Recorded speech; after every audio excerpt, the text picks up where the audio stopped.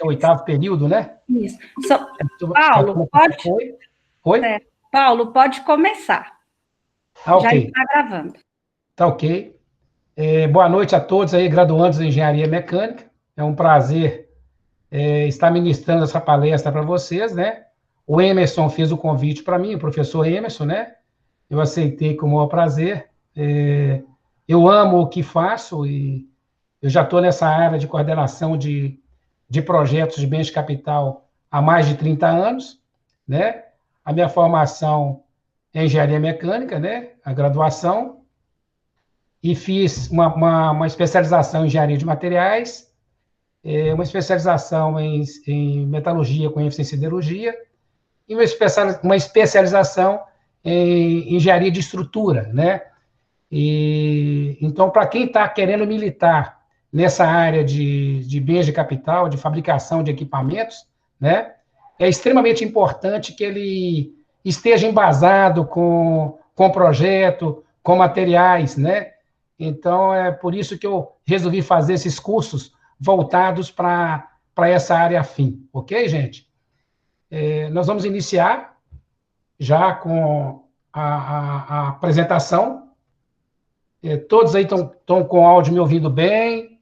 Está visualizando bem aí a imagem? Sim. Sim, Jaqueline? Então, Sim. O primeiro conceito que se tem é o que é uma empresa de bens de capital, né? Então, são empresas que fabricam maquinário voltado a outras indústrias. E esses equipamentos são utilizados nos outros setores industriais. Eu fiz questão de mostrar essa imagem, de uma panela, vocês podem ver uma panela sendo içada, e que logo abaixo aqui é um convertedor. Então, dois equipamentos, né? Tem a panela, tem um convertedor, e tem o guincho aqui que está fazendo, içando a panela, ou seja, uma panela de gusa, entornando gusa dentro do convertedor, né? Equipamentos que trabalham numa siderurgia. Então, a empresa de bens de capital, ela fabrica o equipamento que fabrica o aço, né? No caso, o exemplo que eu estou dando aqui, de uma serraria, que tem uma panela de gusa e o convertedor, né? Os principais clientes na área de bens de capital, dentro do ramo de siderurgia, a gente tem vários equipamentos no ramo de siderurgia. Eu coloquei umas fotos só para ficar mais fácil de entender. Não dá para falar de todas, porque o tempo é curto, né? Mas aí, na área de siderurgia, a gente é um cliente forte da indústria de bens de capital, que aí você vê, nesse caso aqui, uma mesa de giro, aqui são regeneradores, peças que trabalham para o alto forno, né? Um outro cliente é mineração, né? Mineração é um cliente forte da empresa de bens de capital, e aí você vê uma tancagem, tanques, você vê produtos, carros, fornos, mais fornos aqui, né, na área de mineração. Aqui um tambor de homogeneização de minério. Então, são equipamentos que são fabricados por uma empresa de bens de capital, né? Então, outro cliente, falei primeiro siderurgia, agora estou falando do outro da mineração. Um outro cliente, hidromecânicos, não tem como hoje você vai, para gerar energia, né? Então, aqui você vê um nariz do bulbo, equipamento fabricado por uma empresa de bens de capital, um extrator, aqui um conduto forçado entrando dentro fazendo uma abertura no concreto para entrar o conduto forçado, e tudo feito, vocês podem observar, a transformação da matéria-prima, né? Entra uma chapa plana e sai uma chapa toda trabalhada, né? Então, aí é um outro cliente de hidromecânicos, aqui um caracol, e aqui uma carcaça também de estator. Um outro cliente que a gente trabalha muito é papel e celulose. Aqui o equipamento que é um digestor. Está todo mundo visualizando bem? Espero que sim, né? Jaqueline, está todo sob controle? Sim. Ok. Se eu tiver muito rápido, você me fala aí, você me breve um pouquinho aí. Ok, Jaqueline? Ok. Para mim tá perfeito, O Paulo. áudio tá bom?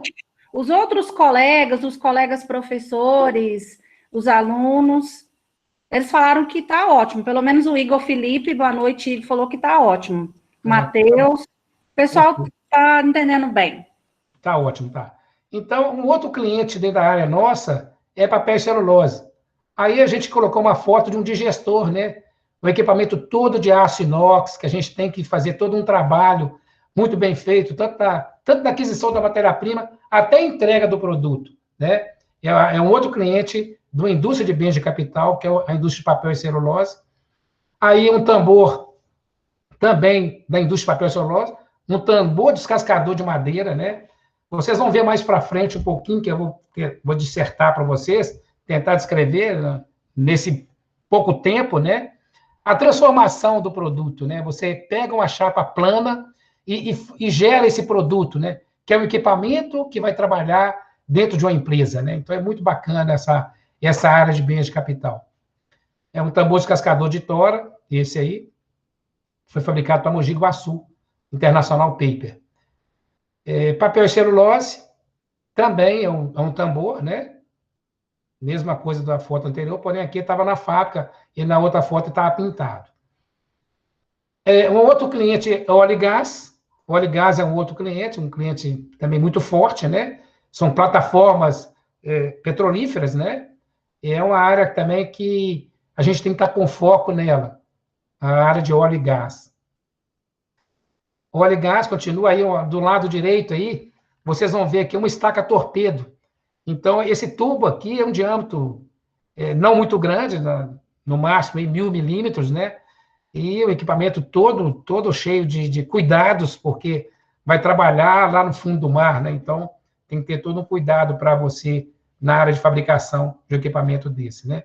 E aqui um tanque, né? Um vaso de pressão, que também, dentro do óleo e gás, tem esse equipamento aí. Os principais clientes também, a gente tem muita peça para torre eólica. Aqui, na empresa que eu trabalho, por exemplo, eu trabalho na Emalta Indústria Mecânica, né? E lá a gente tem uma unidade específica para fabricar peças para torre eólica, né? Eu deixei um link aqui, eu não vou abrir ele agora não, acho que vai ficar um pouco pesado por enquanto. E depois, se vocês quiserem, vocês navegam nesse link. É interessante ver as máquinas. Vamos tentar abrir. Vamos tentar abrir esse link aí, Jaqueline. Só um momento aí, Jaqueline. Ok.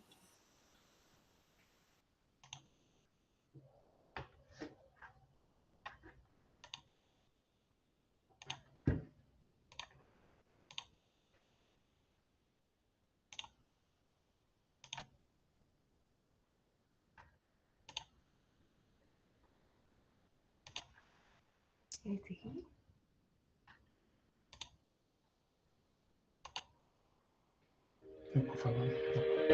Fala que não tem vídeo, não tem som, tem que você compartilhar. Ô, Jaqueline, Oi, tá Paulo. ouvindo o vídeo aí? Tá perfeito. Tá. Não tem som, tá? Mas vocês vão vendo aí as máquinas que trabalham na torre eólica. E como que é o processo de usinagem, né? A precisão de usinagem. Essas peças são todas fundidas, né? Todas fundidas. Então, assim, por exemplo, se a empresa que está fabricando, se ela vacilar ou se ela errar no processo fabril, ela perde o equipamento. É um prejuízo enorme, né? E hoje se foca muito em custo, né? Qualquer coisa que você vai fazer, se você dá prejuízo, é um segmento que você tem que sair fora dele. Então, aí tem uma parte de medição, ele faz medição toda com laser track, a medição dimensional, fazemos os ensaios de partícula magnética, aí está mostrando mais, fazendo partícula, aí a parte de lavagem, depois a metalização que a gente faz nessas peças também. Então, é um processo muito, muito rico, mas que exige muita precisão dimensional e controle de todo o processo, né? Então, a Emalto tem essa unidade trabalhando especificamente para atender as partes de energia eólica. Aí, fazendo a metalização, né? nas peças, né? Que é uma camada que é depositada na superfície do material, né? Para dar mais resistência à corrosão, resistência à peça em si, né? Tem o processo de pintura.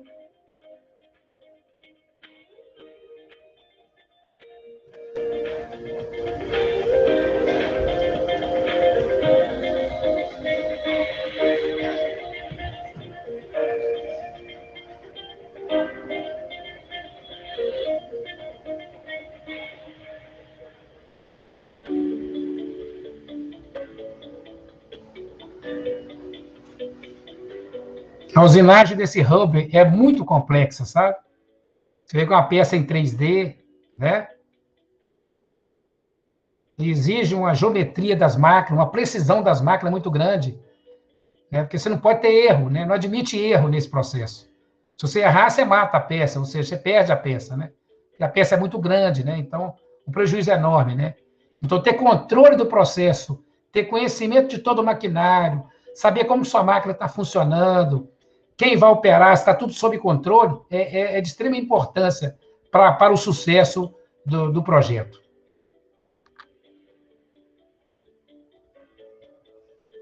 Uma máquina com a geometria bem feita, né? Tudo funciona perfeitamente, né? Por isso você tem que estar sempre ligado ao processo de manutenção, para você verificar se sua máquina está sempre sob controle, né?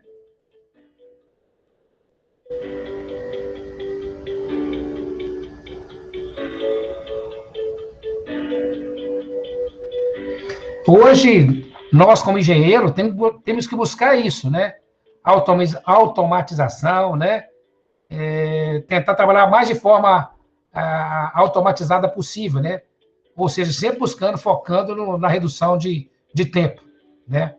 Você pegar uma máquina convencional, por exemplo, esse cabeçote vermelho, só para você trocar ele, você perde muito tempo, né? E nessa máquina aí, não, você ganha um tempo muito grande, né? Para você usando um cabeçote todo automatizado.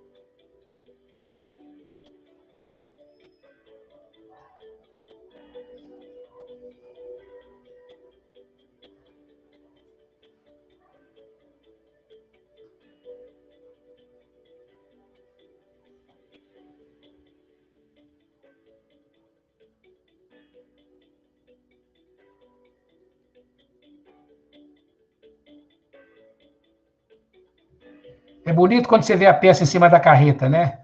Todo um trabalho foi feito para que isso acontecesse.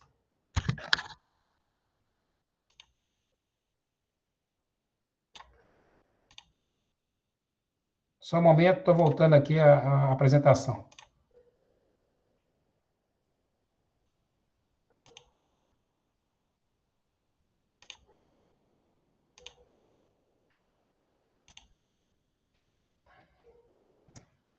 Então, a importância... Tá ok, gente? Conseguiu ver o vídeo direitinho, Jaqueline e turma? Sim, tá perfeito, Paulo. Pode continuar. Então tá ok. Um outro cliente que atende, que a gente tem que atender na empresa de bens de capital é a Naval e a Naval, né? É um outro cliente, é um outro produto. A gente não trabalha tanto, mas é um produto que é um cliente importante. E aí são diversos clientes e equipamentos, né? Com a sua diversidade, né? Pontes, estrutura, fornos, né? Vaso de pressão, tem peças para empresa automobilística, condutos, né? Olha, tem a tubulação muito grande, né? Aqui uma construção civil. Então, são diversos produtos que podem ser fabricados, né, por uma empresa de bens de capital, né? Eu coloquei essa imagem aí, povo da engenharia mecânica, né? É para aguçar a curiosidade sua mesmo, para você não ficar só preso nos materiais mais comuns, né? E hoje, a engenharia, ela tem que procurar trabalhar com materiais mais leves, materiais resistentes e capazes de suportar variações extremas de temperatura, né? Então, quanto menor peso você colocar no seu projeto, você desenvolver um material que tenha um menor peso, você vai ter economia de combustível, economia de energia e tudo mais, né? Então, por isso que eu fiz questão de colocar essa foto, para a pessoa não ficar muito presa somente ao convencional, né? Bom, essa primeira parte é para mostrar os principais clientes da empresa de bens de capital. Agora, atividades macro na empresa de bens de capital. A primeira coisa que acontece com nós, como coordenador de projeto, é identificar a necessidade do cliente. Qual a necessidade do cliente? O que o cliente quer? Ah, não, o cliente quer fabricar uma panela de aço. O cliente quer fabricar um convertedor. O cliente quer fabricar uma estrutura metálica. O cliente quer fabricar uma roda de caçamba. Né? Então, com equipamento, identificar a necessidade do cliente. Né? Depois de identificar a necessidade do cliente, você vai elaborar uma proposta técnica comercial. Né? Você elabora uma proposta técnica e elabora uma proposta comercial. Na proposta técnica, você vai constar tudo relativo àquele equipamento. Você recebe os desenhos do cliente e, em cima dos desenhos do cliente, você elabora a sua proposta técnica e, posteriormente, a sua proposta comercial. Nesse time, você faz levantamento de material, qual o material que vai utilizar, se vai ter que importar, se vai ter fundido, se vai ter forjado, se a peça vai ter usinagem, se a peça vai ter tratamento térmico ou não. Então, dentro da proposta técnica comercial, você contempla tudo isso. Uma vez contemplado a proposta contemplada, você ganhou a proposta. Aí você faz a sua elaboração da engenharia de projetos, se necessário. Tem cliente que já tem o projeto pronto, aí a gente só fabrica. Mas tem cliente que não tem o projeto pronto. Aí você tem que desenvolver o projeto. Você desenvolve o projeto e faz, posteriormente, a engenharia de fabricação. Dentro da engenharia de fabricação, é interessante. A gente tem o detalhamento de fábrica.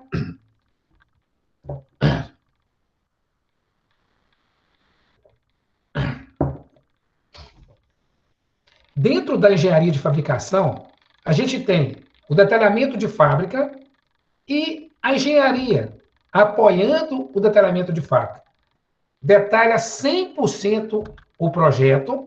Hoje a gente usa, por exemplo, uma ferramenta, algumas empresas trabalham com SolidWorks, outras empresas com Inventor, com Tecla, com AutoCAD, para você fazer o seu detalhamento. O grande lance aqui, engenheiros, é o seguinte, é o longo caminho curto. É você facilitar a vida do cara que está lá no chão de fábrica. Então, dentro do processo de engenharia, você tem que mastigar o projeto.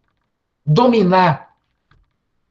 Tirar todas as dúvidas possíveis. E somente a partir daí, você poder dar sequência e chegar um produto da engenharia, chegar no chão de fábrica tranquilo, com muita clarividência, né? Para o pessoal poder dar sequência e não ter problema, né? Então, essa parte é muito importante. Elaboração do plano de corte, ou seja, você tem que elaborar um plano de corte, eu tenho que cortar as chapas para fabricar aquele convertedor, ou aquela panela, ou aquele forno, né? Então, quanto melhor o seu plano de corte, menos custo você vai ter. Você vai ter um aproveitamento melhor da chapa que você comprou. Normalmente, as chapas é 2.400 por 12 mil, ou 2.750 por 12 mil, né? Normalmente são essas as dimensões da chapa, né? E aí, você vai tirar a sua pecinha ali, né? Dentro daquela chapa, tentando ter o mínimo de perda possível. Dentro de uma fábrica, tem o setor de preparação, de montagem, de solda, né? Na preparação, você vai cortar, você vai dobrar, você vai calandrar, ou seja, você vai transformar, você vai cortar a chapa e começar a fazer, gerando as suas peças. Essas peças depois vão gerar, vão começar a gerar subconjuntos, que vai ser a sua montagem, ok? Bom, você preparou, você cortou, montou, soldou, né? Dentro da soldagem, tem vários processos. Hoje tem que se buscar aquele processo que dá maior produtividade. Vou falar de 4 processos bem rapidinho para a gente não perder muito tempo. Você tem o processo SMAW, que é com eletrodo revestido. Você tem o processo GMAW, que é com arame sólido. Você tem o processo FCAW, que é com arame tubular. E você tem o processo SAW, que é o processo arco submerso, processo com solda automática. Se você pegar o processo SMAW, ele deposita 0,6 kg por hora. O processo com eletrodo revestido. Lembram? Se você pegar o processo GMAW, ele deposita 1 a 1,2 kg por hora. Se você pegar o processo FCAW, também é dessa faixa, de 1,2 até 1,5 kg por hora. Já o processo SAW, que é o automático, ele deposita 4 kg por hora. Então, você tem que buscar otimizar, tem que buscar colocar solda no processo automático. Obviamente que depende muito da posição de soldagem. Tem hora que não tem jeito, né? Mas tem que buscar a automatização sempre do processo. Uma vez que você preparou, montou, soldou, aí você tem que fazer os ensaios não destrutivos nos equipamentos.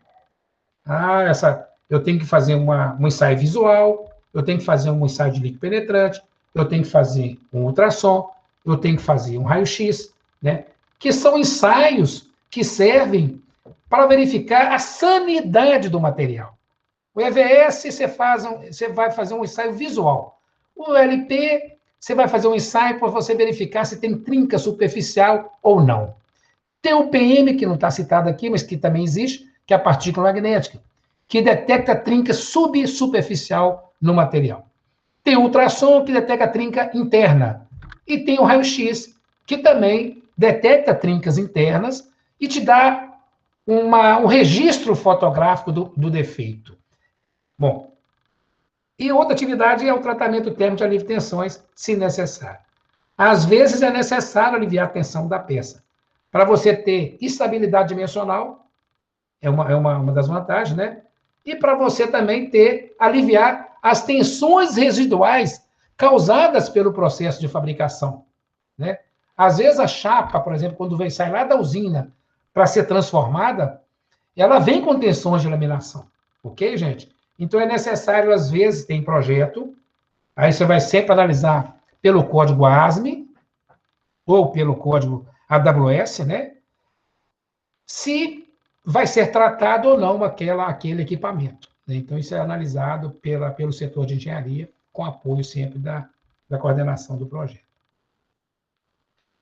Tem a inspeção dimensional, que acompanha, são as atividades dentro do processo. Não tem como você fabricar uma peça e não fazer o controle dimensional da peça, né? A usinagem é uma atividade dentro do processo. A inspeção dimensional de novo, porque você usinou, então antes de usinar, você inspeciona, e após usinar, você inspeciona, para ver tolerância de forma e posição, para ver acabamento de usinagem, se a peça está no bom estado ou não. Bom, tá ok, tá tudo bonitinho, tá legal, tá liberado. Aí você parte para o jato e pintura, que é o jateamento e a pintura. Ou seja, você tem que jatear a peça para a pintura poder penetrar. Ou seja, você cria perfil de ancoragem, ou seja, você cria microvales na peça para a tinta poder ser aplicada, né? Depois a inspeção de pintura e, por fim, a expedição. Falei das atividades macro numa empresa de bens de capital. Como eu gostaria de estar numa sala com vocês, ir para o quadro e falar de item por item, dissertando item por item, ficaria muito melhor, tá? Aí eu dei um exemplo de um convertedor. Esse convertedor nós fabricamos ele recentemente. A chapa de espessura de 100 milímetros. Essa chapa aqui, espessura de 150 milímetros. Né? E essa chapa aqui, espessura de 100 milímetros. E o costado, ele é com refrigeração tubular. Né? Então, o convertedor, ele é um equipamento que trabalha na serraria, né? O material do convertedor foi fabricado com 16NO3, né? Que é um material que tem uma resistência à temperatura melhor. Aí, o convertedor, a foto embaixo, aqui. Essa foto aqui, ele está dentro de um forno de alívio de tensão. Ele foi aliviado das tensões dele. E aqui já está na instalação do cliente, né? Para fazendo só a montagem já na instalação do cliente. O que é um convertedor? Eu fiz questão de colocar isso para vocês entenderem um pouquinho. Não dá para entrar nessa área, porque nós estamos falando de uma empresa de fabricação de equipamento, nós estamos falando de uma coordenação de projeto, né? E não de uma siderurgia, né? E o convertedor é um equipamento que trabalha dentro da siderurgia, mas é um equipamento fabricado para uma empresa de bens de capital, né? Então, o convertedor, ele transforma o ferro gusa e a sucata em aço. Por isso que lá atrás, quando a gente mostrou a primeira foto, lembra dessa foto? Essa foto mostra a panela de gusa e aqui o convertedor está aqui. Esse cara, que é o convertedor, é que recebe o gusa e recebe sucata. O gusa é rico em carbono. Ok? O gusa é rico em carbono. E, por ser rico em carbono, ele precisa de passar por um processo de transformação. E nesse processo de transformação é que transforma o gusa em aço. Um fluxograma bem macro aqui. Minério de ferro, mais calcário, entra no alto forno. Lembram disso na aula sua de siderurgia aí? No alto forno entra escória e sai o gusa. O gusa, para onde que ele vem? Vem para a serraria, que é o convertedor, que vai transformar o gusa em aço, né? E do aço aí vai para o engotamento contínuo, aí vai para outros processos. Então, o convertedor é um equipamento que transforma gusa e a sucata de aço em aço, né? Aí um desenho de um convertedor, esse convertedor que foi fabricado, que a gente mostrou como exemplo. Vocês observam que ele tem mais ou menos aqui uns 9 metros de altura, 7 metros de diâmetro. Imagina vocês, 7 metros de diâmetro. Espessura de 100 milímetros a espessura desse convertedor, do costado dele. Então, assim, tem as juntas soldadas, né? As juntas soldadas do convertedor. Essas juntas são todas ensaiadas, ou seja, é feito ensaio de visual, é feito ensaio de líquido penetrante, é feito ensaio de ultrassom, quando requer, né? Então, a importância de você ter controle de todo esse processo. Uma vez soldado o convertedor, você vai fazer o alívio de tensão. Aqui é outra parte do convertedor, mostrando aqui o bico de corrida do convertedor. Okay. Jaqueline, tudo tranquilo? Está ouvindo bem? Sim, Paulo, está tudo tranquilo. Então tá bom.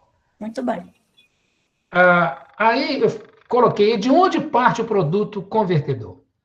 Gente, olha como que é interessante esse processo de transformação do produto. Parte de uma chapa plana. Olha, uma chapa plana, né? Essa chapa plana é que gera esse cara aqui, ó, que gera o convertedor. Ou seja, você tem que ter controle no recebimento dessa chapa. Essa chapa tem que ser comprada com ensaio, com requisitos de ensaio. Ou seja, essa chapa não pode ter defeito interno. Na hora que eu for fazer a transformação dela no produto, ou seja, na hora que eu cortar ela, cortar ela, que eu for dobrar ela não pode ter problema interno, ela não pode ter defeito. Então, eu fiz questão de colocar essa chapa para você ver a curiosidade, né, aguçar a sua curiosidade sobre como que se dá essa transformação de um produto plano em um produto transformado, né? Ou seja, nessa condição aqui, né? Parte plano, e ele fica de forma cônica, ele fica de forma cilíndrica, né? Ou outra forma que você quer fazer também, que às vezes é possível, né? É artesanal. O aço, ele é maleável, o aço, ele é estirado, o aço, ele é comprimido, né? Então, o aço tem essas características, né? Que nos possibilita fazer esse trabalho de transformação, né? Obviamente, quanto maior o carbono do aço, mais dificuldade você tem com isso. Mas nesse caso específico do convertedor, o material é o material que tem carbono, manganês, silício, fósforo, enxofre, e tem molibdênio, e o carbono não é tão alto, então você consegue fazer transformação sem problema algum. Eu coloquei esse slide só para também chamar a atenção de vocês. O que é aço? Né?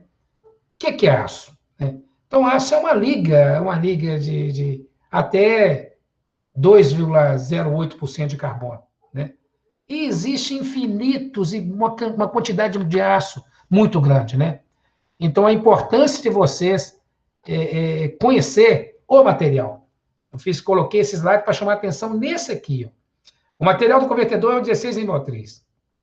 Mas, engenheiros, evite substituir o material sem análise na engenharia. Não troca o material só por trocar, não. Não vai você pensar que, vou trocar esse material porque ele tem o carbono dele é mais alto. Vou trocar esse material porque a resistência mecânica dele é mais alta. Mas, às vezes, no seu projeto, você precisa de um material que tenha ductilidade, você precisa de um material que tenha uma flexão alternada, que ele pode ir e voltar, ir e voltar. E, às vezes, você troca o material achando que está trocando sem uma análise crítica da engenharia, achando que está fazendo uma troca maravilhosa, e você pode estar causando um grande problema para o seu projeto, para o seu equipamento. Então, aguçando a sua curiosidade, tome cuidado para trocar o material. Analisa a composição química, analisa as propriedades mecânicas, analisa se o material é de fácil soldabilidade ou não, avalia se o material ele tem uma boa condição, uma conformação mecânica. Então, tudo isso tem que ser analisado na hora de você trocar o material. Tome cuidado com isso. Coordenação de projeto. Olha que interessante quando você foi contemplado para fabricar um convertedor. Você ganhou o projeto. Então, você começa a ter agora uma passagem de bastão da sua empresa, dentro da sua empresa, o setor de vendas para o setor de engenharia. E entra a figura aqui agora também do cliente.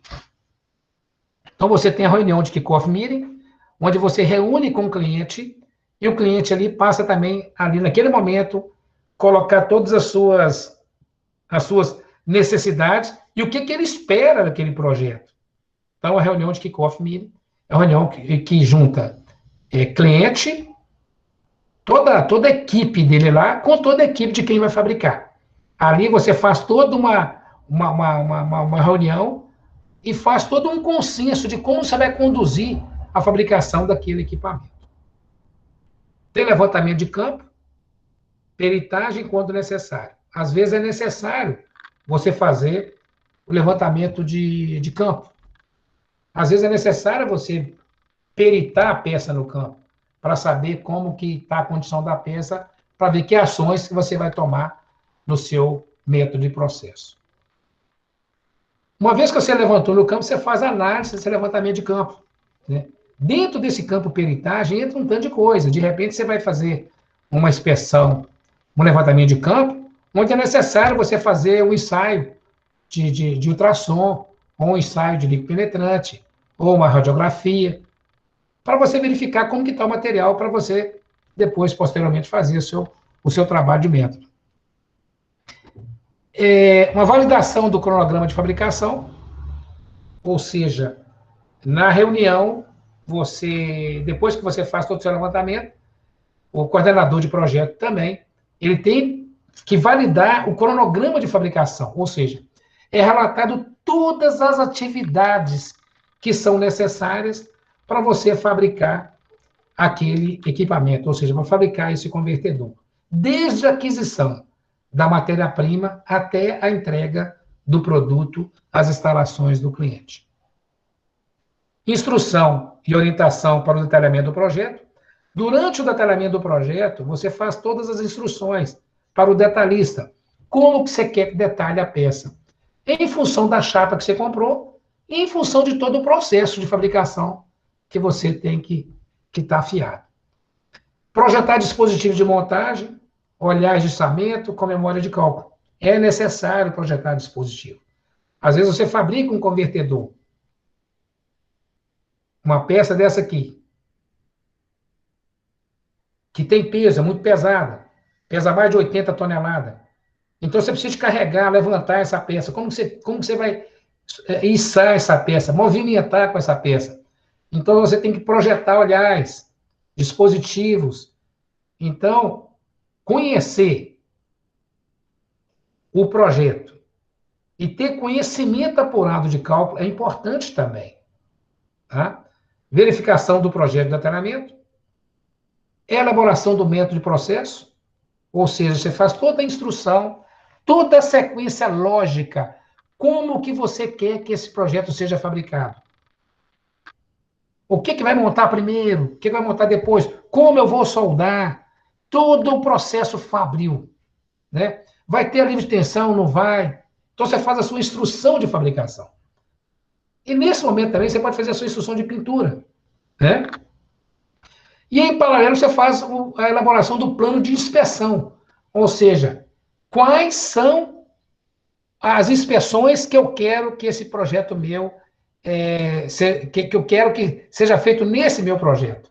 Então é extremamente importante você ter esse plano de inspeção consolidado com o seu cliente, né?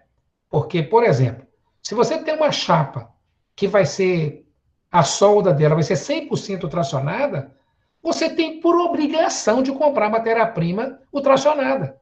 Ou seja, a sua matéria-prima não pode ter defeito interno. Senão, na hora que você soldar, você vai ter problema, né? Então, consolidar o plano de inspeção com o seu cliente e com toda a sua equipe interna é de extrema importância para o sucesso do projeto. Jaqueline, está tudo bem, sob controle?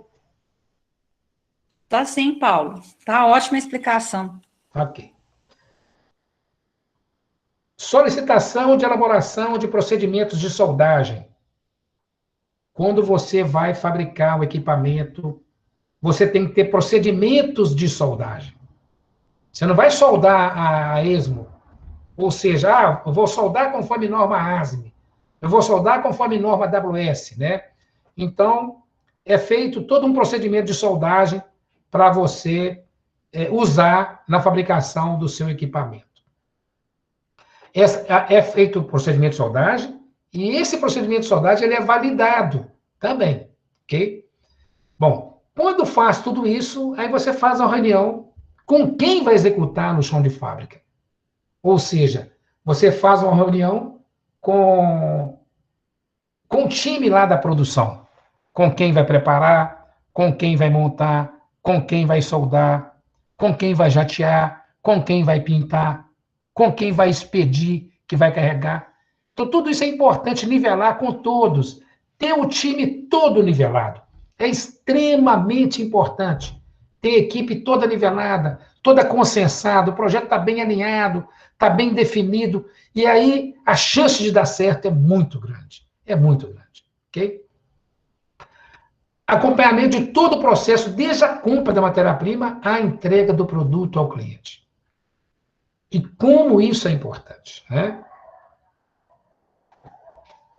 Dirimir todas as dúvidas técnicas, desde a compra da matéria-prima até a entrega do produto.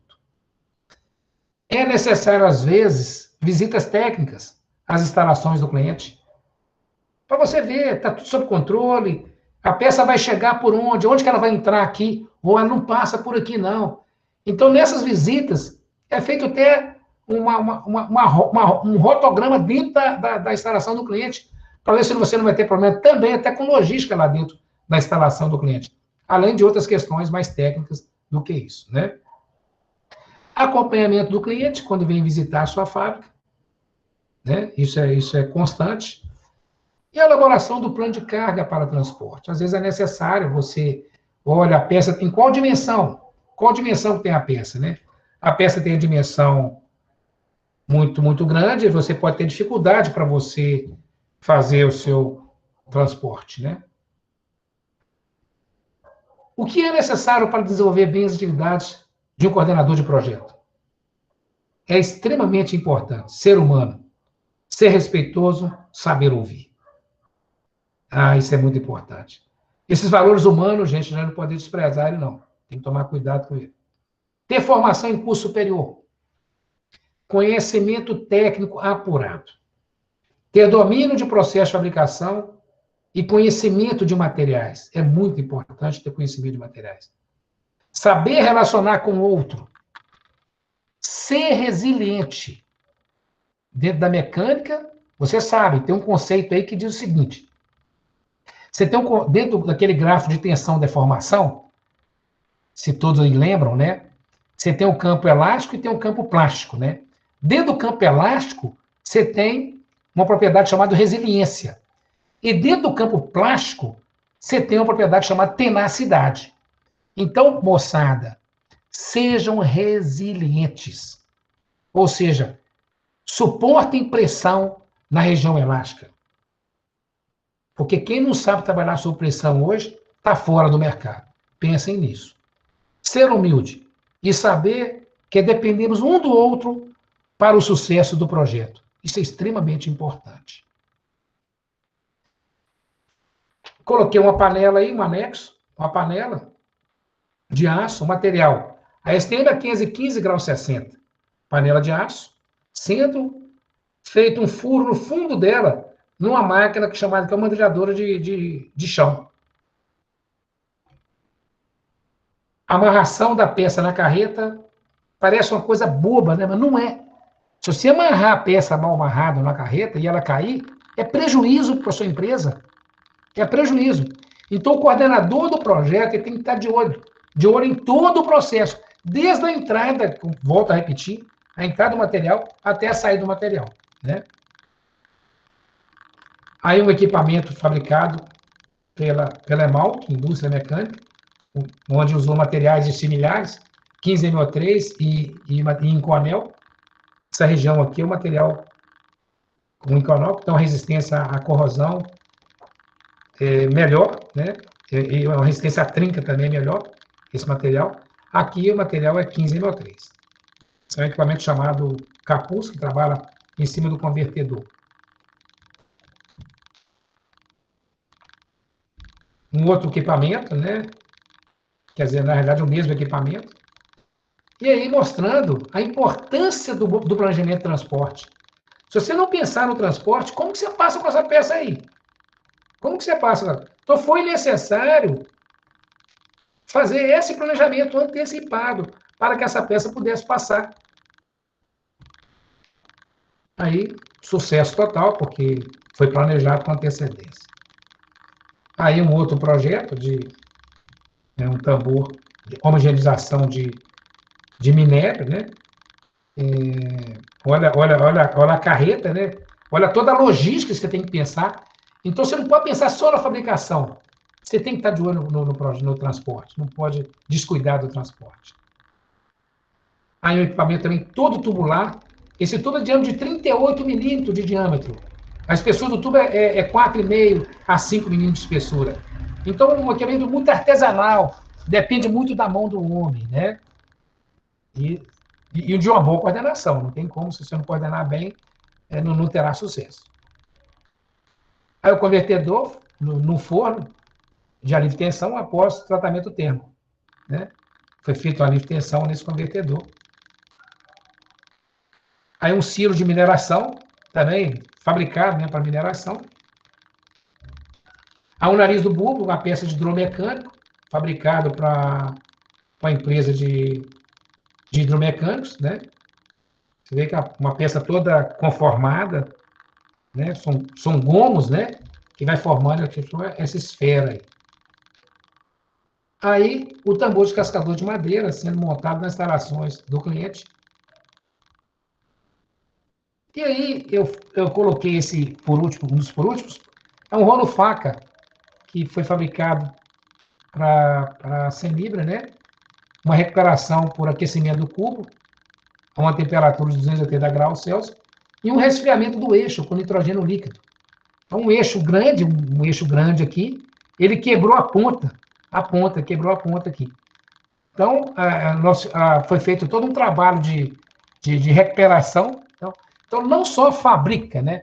Você coordena a fabricação de um projeto, como também você pode coordenar a recuperação de um equipamento. Então, nesse caso, foi necessário dilatar a bucha e contrair o eixo para você ter uma montagem perfeita. Recuperação de rolo caixa por aquecimento. Algumas fotos mostrando a recuperação do eixo. Estou mostrando um pouco mais rápido. Mostrando a fabricação da ponta que ia ser substituída. E aqui já a sede, já com ela removida. E aqui fazendo um aquecimento com resistência para facilitar a montagem, né? Que é a montagem com interferência, né? Eu coloquei essa foto para despertar a curiosidade dos engenheiros. Consequência de um projeto sem uma análise crítica da coordenação / equipe. Se você não fizer uma boa coordenação, se você não fizer um bom acompanhamento, se você não fizer um bom plano de inspeção, se você não tiver um bom controle na compra da sua matéria-prima, é isso aqui que pode ocorrer, cara. Trinca, fratura, problema. Isso é grave, isso pode matar pessoas, porque houve uma ruptura catastrófica aqui, né, durante o teste hidrostático desse equipamento. Então, a importância de todo o controle do processo, né? Olha o tipo de fratura. Gente, isso é chapa de aço. Rasgou igual papel. Então, se você não tiver esse controle, é problema na certa. Ok? Bom, Jaqueline, estamos chegando finalmente aí acho que eu falei muito. Tá ótimo, Paulo. Tá de uma compreensão muito boa. Bom, então, deixa eu só finalizando. Busque o autodesenvolvimento. Engenheiros, busque o autodesenvolvimento a todo instante, que o sucesso baterá sempre na sua porta.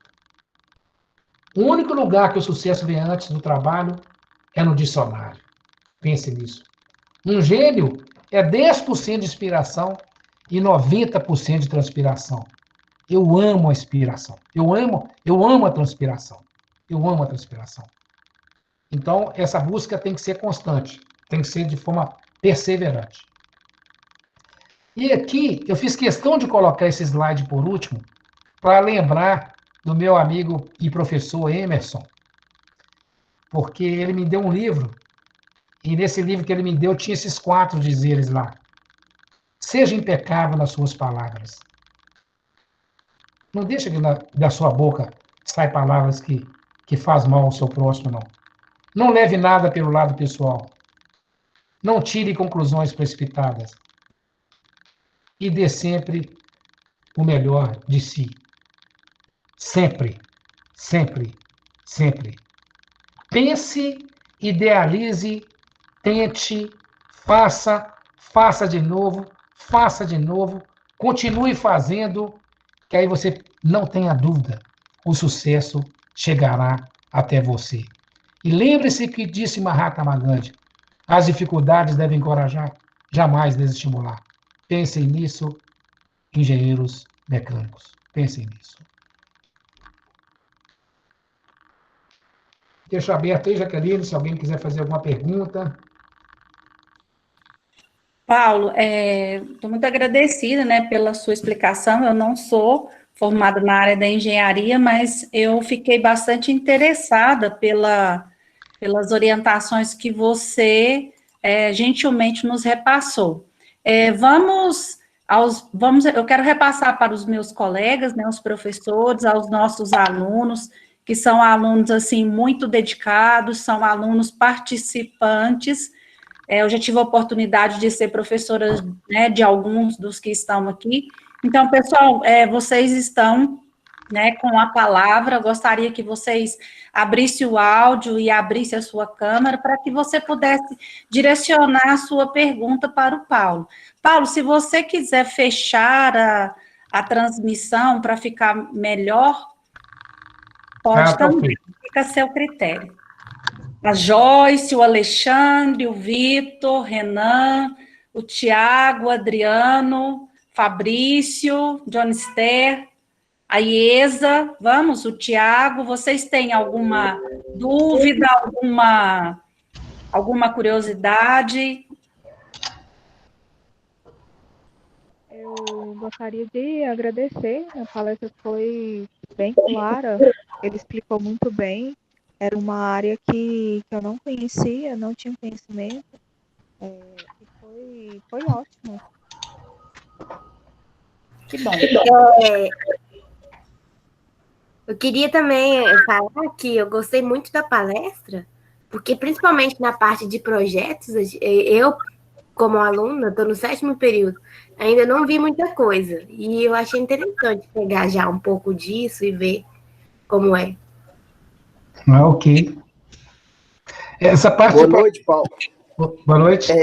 Uma dúvida que eu sempre tive, que eu vi só passando aí, foi naquelas plataformas que tem no mar.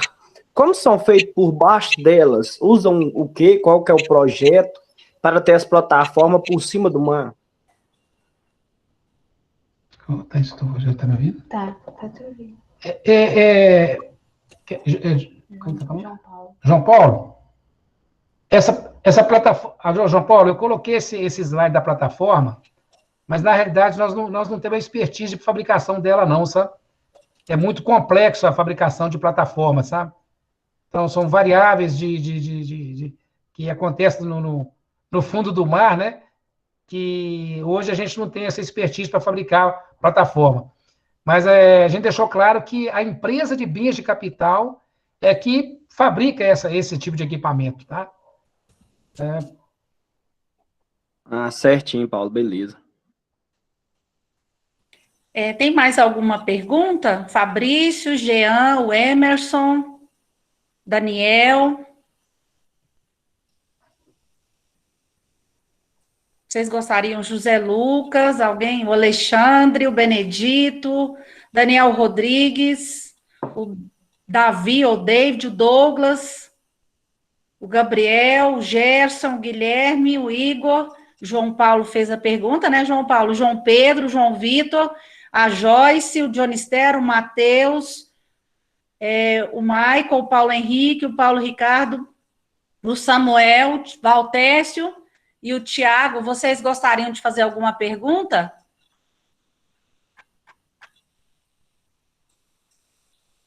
Se caso vocês não tiverem nenhuma pergunta, né, a gente encerra por aqui.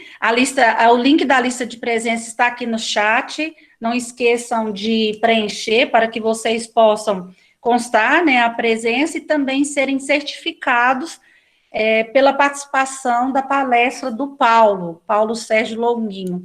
Paulo, eu te agradeço muito pela sua palestra, foi de grande valia para os nossos alunos, e algo que você nos retratou aí é algo que a gente sempre busca na instituição da FINOM, trazer isso para os nossos alunos, para que eles possam ter esse conhecimento técnico apurado, entender que o nosso cliente, ele é alguém que nós precisamos e ele merece toda a nossa atenção, o nosso zelo, o nosso cuidado, quando nós ofertamos o nosso trabalho, porque o nosso trabalho ele é extremamente importante para a manutenção da nossa profissão no mercado de trabalho. Então, foi de grande valia, eu te agradeço muito pelo seu carinho com a instituição, pelo seu zelo com os nossos alunos,